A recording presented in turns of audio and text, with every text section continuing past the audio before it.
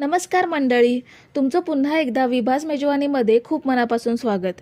मंडळी, आपल्या चॅनलवरती मुलांसाठी पौष्टिक त्याचसोबत त्यांना आवडतील असे पदार्थ दाखवत असतो आणि आजसुद्धा आपण पालक वापरून एक मस्त असा पौष्टिक पदार्थ बघणार आहोत, ज्यामध्ये आपण रवा आणि पालक वापरून मस्त असा चटपटीत पदार्थ बनवणार आहोत, जो तुम्ही नाश्त्यासाठी बनवू शकता किंवा मुलांच्या डब्यामध्ये सुद्धा देऊ शकता. तर सगळ्यात आधी मी असा खोलगट पॅन गॅसवरती ठेवलाय. त्यामध्ये 1.5 वाटी एवढं पाणी घ्यायचं आहे. पाणी घेतल्यानंतर ह्यामध्ये अर्धा टीस्पून चवीनुसार मीठ घेऊयात आणि 1 चमचा नेहमीचं जेवणातलं तेल घ्यायचं आहे. आता पाण्याला उकळी येऊ देऊयात. पाण्याला उकळी आल्यावर 1 वाटी रवा ॲड करूयात. इथे मी साधा जाडा रवा घेतलाय, जो आपण शिरा किंवा उपम्यासाठी वापरतो तोच रवा आहे. बारीक रवा असेल तर त्याचा सुद्धा वापर करू शकता. रवा पाण्यामध्ये ॲड केल्यावर लगेच घट्ट झालाय. आता हा आपण एका भांड्यात काढून घेऊयात. रवा भांड्यात काढल्यावर ह्यावर झाकण ठेवून असंच ठेवूयात, म्हणजे वाफेने रवा थोडा सॉफ्ट होईल.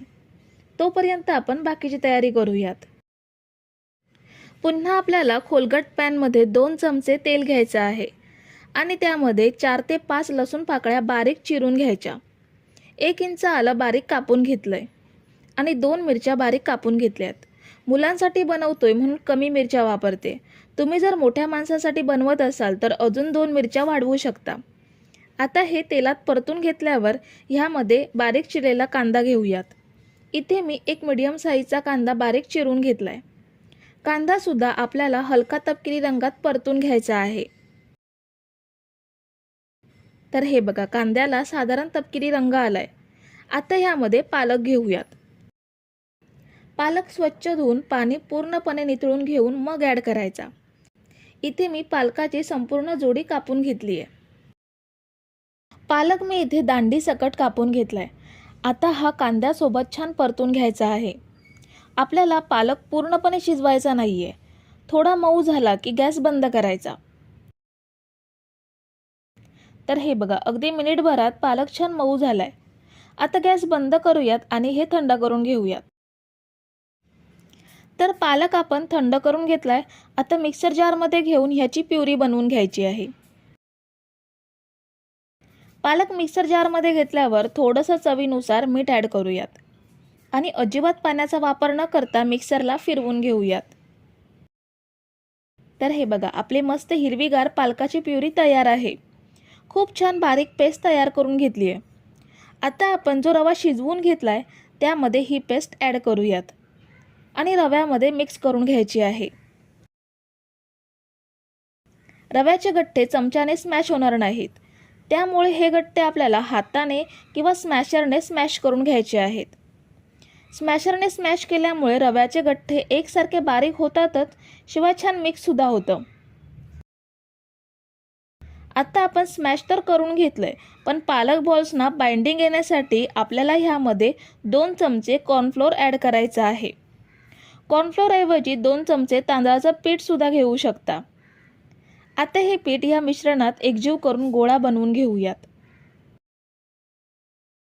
तर हे बघा, आपण असं पीठ घट्टसर बनवून गोळा तयार करून घेतलाय. आता ह्याचे लहान लहान गोळे घेऊन ह्याची मोदकासारखी पारी बनवून घ्यायची आहे. हाताला थोडं तेल लावून घ्यायचं, म्हणजे मिश्रण सतत हाताला चिकटत राहणार नाही. आता ह्यामध्ये थोडंसं चीज भरून घ्यायचं. चीजचे क्यूब असतील तर ते सुद्धा घेऊ शकता आणि सगळीकडून हे छान पॅक करायचं आणि गोळा बनवून घ्यायचा. ह्या गोळ्याला कुठेही भेग राहता नाही, नाहीतर फ्राय करताना चीज तेलात विरघळू शकते.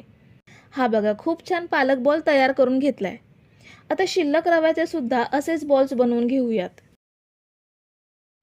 तर सुरुवातीला मी 6 बॉल्स बनवून घेतलेत. आता हे कसे फ्राय करायचे ते पाहूयात. गॅसवरती कढईमध्ये मी तेल घेतलंय. तेल चांगलं गरम झालंय. आता ह्यामध्ये बनवलेले बॉल्स एक एक करून सोडूयात.